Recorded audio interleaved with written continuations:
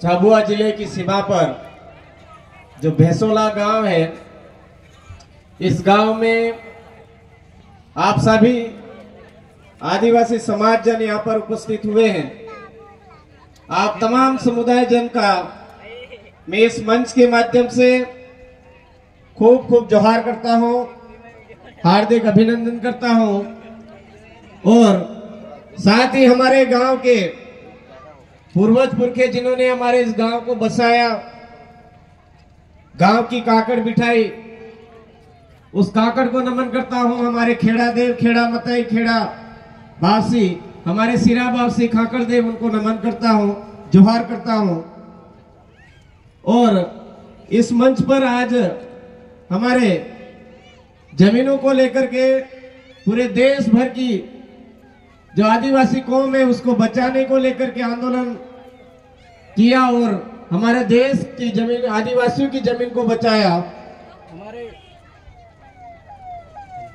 उनके चरणों में नमन करता हूं, बाबा साहब अम्बेडकर जी के चरणों में नमन करता हूं। साथियों, हमारे बीच में जब यहां पर इस आशा के साथ में बैठे हुए हैं कि हमारी जमीन की रक्षा करेगा कोई, हम सब इस आशा को लेकर के यहां पर बैठे हैं, उपस्थित हुए हैं। वो हमारे बीच में ही है। आज जमीन को लेकर के, जिस जमीन को बचाने को लेकर के हम यहां सब उपस्थित हुए हैं, हमारे को थोड़ा सा सोचना पड़ेगा। अगर हमारे आसपास, हमारे घर परिवार में कोई जमीन अगर छीनता है, हमारा भाई छीनता है, तो क्या हम इस तरह से इकट्ठा होते हैं या सीधा जवाब देते हैं? जब हमारा अपना भाई कहीं पर थोड़ी सी जमीन ले लेता है तो हम आप देखते हैं, ना ताप देखते हैं, ना भाई देखते हैं, ना रिश्ता देखते हैं, ना नाता देखते हैं, सीधा किसी का खोपड़ा फाड़ देते हैं, किसी का क्या कर देते हैं, ये भी नहीं सोचते कि हमको अस्पताल में बचेंगे या नहीं बचेंगे, और हाथों हाथ निपटारा कर देते हैं। आज हमारे इस 8 गांव की जमीन छीनी जा रही है और हम सब लोग यहाँ पर एक आस लेकर के प्रशासन से भीख मांगने के लिए एक तरह से इकट्ठे हुए, ऐसे इकट्ठे हो रहे हैं। साथियों, सोचना पड़ेगा, हमारे बाप दादा पूर्वज पुरखों ने जो काकड़ बिठाई है वो हमारे बाप दादाओं की जमीन है, और उस काकड़ के अंदर कोई बाहर से आकर के हमारी जमीन छीनने का प्रयास कर रहा है और हमको गुस्सा नहीं आ रहा है। कैसे हमारी काकड़ पार कर रहा है वो? आज हम कह रहे हैं ग्राम सभा का गठन करेंगे। ग्राम सभा ऑलरेडी हमारे गांव में है मेरे भाइयों, उसको पुनर्जीवित करना है, गठन नहीं करना है, उसको जिंदा करना है। हमारे गांव के अंदर जो हमारे गमेती है, मुखिया है, पटेल है, तड़वी है, उसको सम्मान देना पड़ेगा, लेकिन वो ऐसा नहीं बिकाऊ हो, टिकाऊ होना चाहिए। अधिकतर हमारे बीच में टिकाऊ लोग कम और बिकाऊ लोग ज्यादा है, और उस बिकाऊ लोगों की वजह से आज राजस्थान का आदिवासी परेशान है, मध्य प्रदेश का आदिवासी परेशान है, महाराष्ट्र का आदिवासी परेशान है, और गुजरात का आदिवासी परेशान है। किस बात को लेकर के परेशान है? हमारी अपनी पूजा पद्धति की रक्षा को लेकर के, हमारी अपनी संस्कृति के बचाव को लेकर के, हमारी अपनी जमीन के बचाव को लेकर के, हमारे अपने जल के संसाधन के बचाव को लेकर के दुखी है। आज राजस्थान में जाकर के आदिवासियों के बीच जाकर के बात करते हैं तो राजस्थान का आदिवासी जो आपके यहाँ पर दुख दर्द है, वही दुख दर्द लेकर के वो भी बैठा हुआ है। महाराष्ट्र के बीच में जाकर के बात करते हैं तो महाराष्ट्र का आदिवासी भी इन्हीं चीजों को लेकर के परेशान है। गुजरात के अंदर जाते हैं तो गुजरात के अंदर भी आदिवासी यहाँ की जो समस्याएं हैं उन्हीं को लेकर के परेशान है। परेशानी की जड़ क्या है भाई? परेशानी की जड़ यह है कि जब हमारे गांव में मौत होती है तो हम सब बिन बुलाए वहां पर जाकर के बैठते हैं। ना कोई कांग्रेस, ना कोई बीजेपी, ना कोई ईसाई, ना कोई हिंदू, ना कोई अलाना, कोई फलाना ढिगड़ा, कुछ भी नहीं। एक जादम पर बैठ जाते हैं और सब मिलकर के सामाजिक कार्यक्रम समाज की रीति रिवाज अनुसार करते हैं। लेकिन जैसे ही उस समाज से उठ करके जरा से बगल में जाते हैं, तो अभी मैं रास्ते में देखता आया हूं, झोपड़ी टूटी है तो कोई दिक्कत नहीं, झंडा उससे बड़ा लगना चाहिए, झोपड़ी से बड़ा लगना चाहिए। किसी के फुलड़ी का झंडा लगा हुआ है, किसी के हाथनी का झंडा लगा हुआ है, कोई अलानी का लगा हुआ है, कोई फलानी का लगा हुआ है। सही है गलत है? फिर रास्ते में देखता आया हूं मैं, किसी पर लिखा हुआ है हिंदू राष्ट्र, किसी पर कौन सा भगवा, कोई फलाना, कोई ढिगड़ा, ऐसा झंडा लगा हुआ है। तो मेरे भाइयों, सबसे ज्यादा जो परेशानी की जड़ है वो हमारे घरों के ऊपर अलाने फलाने ढिगाड़े अलग अलग कलर के जो झंडे लगे हुए, वही हमारी असली जड़ है हमारी परेशानियों की। जिस दिन हम ये झोली झंडे जो हमारे घरों पर लगा रहे हैं, वो झोली झंडे उखाड़ के बाहर फेंक देंगे, उस दिन हमारी जमीन की तरफ कोई आग उठा करके नहीं देखेगा। ये सच्चाई है।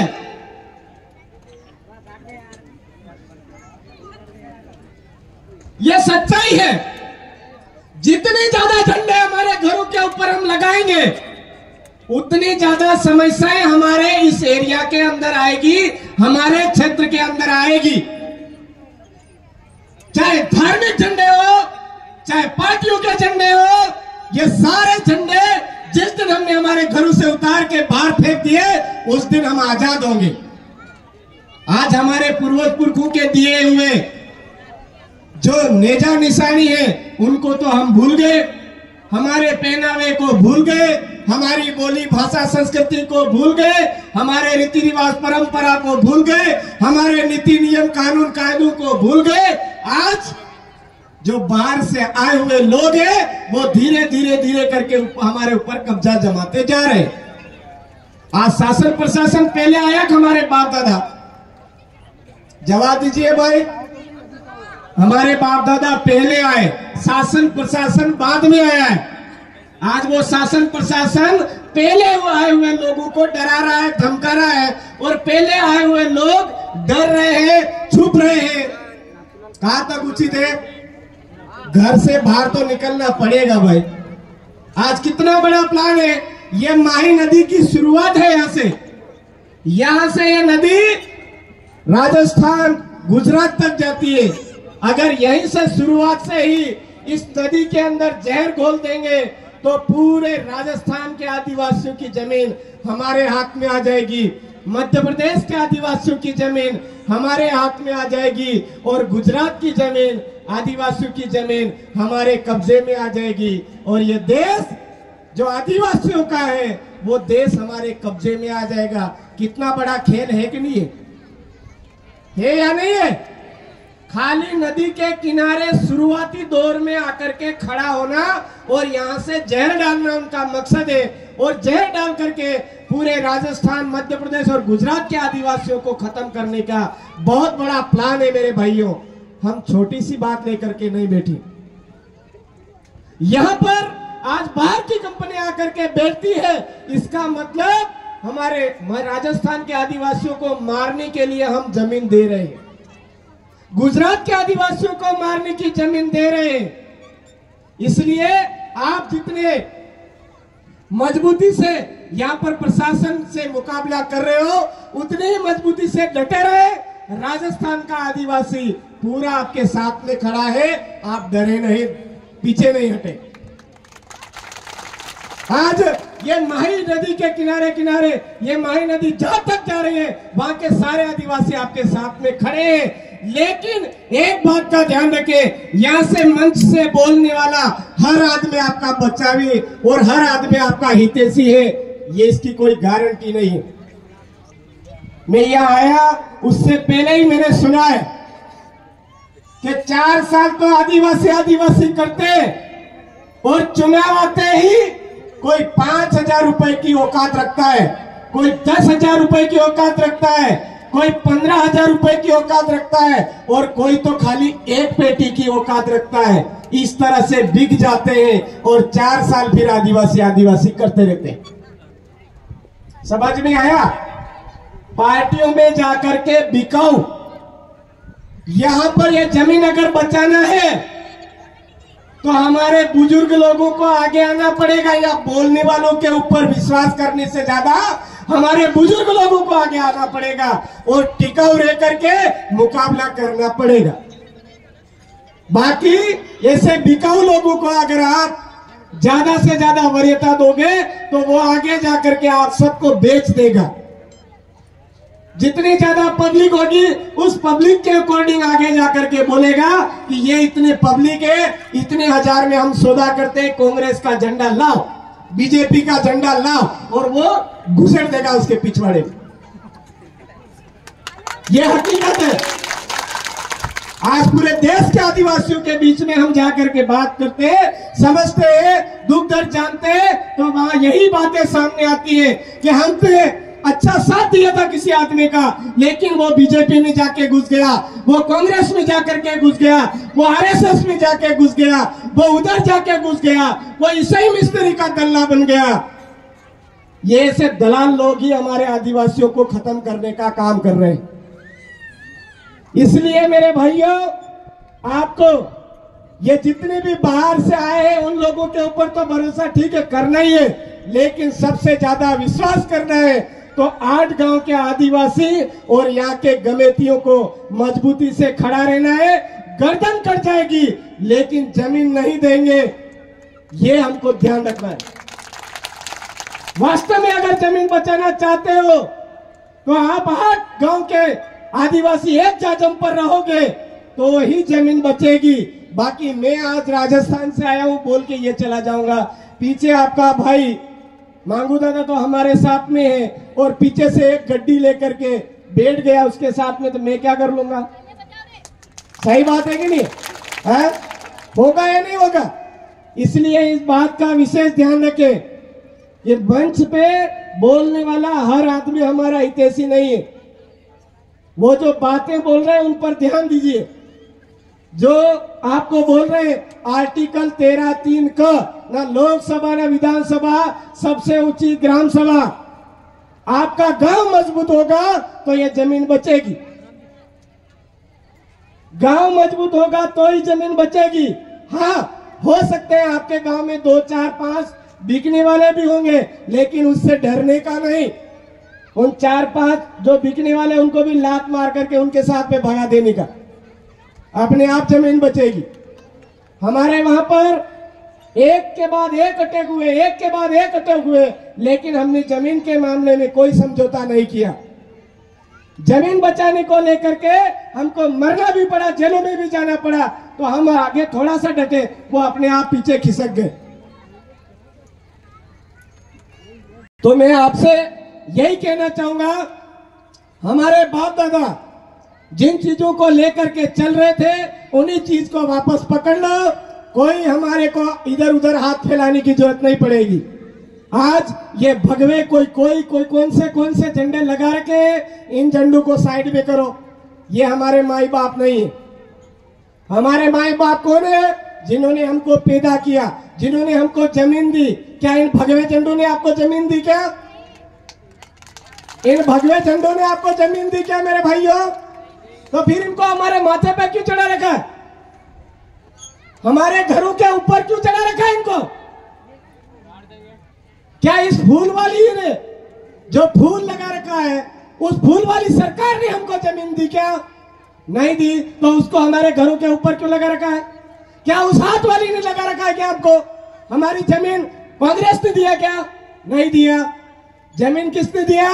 हमारे बाप दादाओं ने, मेरे दादाजी के पिताजी के पिताजी के पिताजी के पिताजी ने। तो मेरे बाप दादा से पिताजी के पिताजी क्या मानते थे, वो चीज में लेकर के चलो, है? उनकी भी बात मानो, उनके जो नियम कायदे कानून है उनके ऊपर में चलो।